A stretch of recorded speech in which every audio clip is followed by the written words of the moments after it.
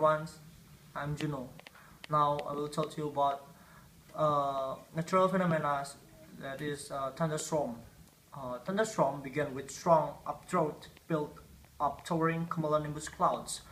Water drops and ice crystals in thunderclouds are buffeted together and became charged with static electricity. Negative charge sink to the base of clouds and positive ones rise. The different charges meet and create lightning. Thunder is the sound of the shock wave as air expands when hit instantly to 25,000 degrees Celsius by the lightning. Sound travels more slowly than the light, so we hear thunder 3 seconds later for 1 kilometer between us and the storm.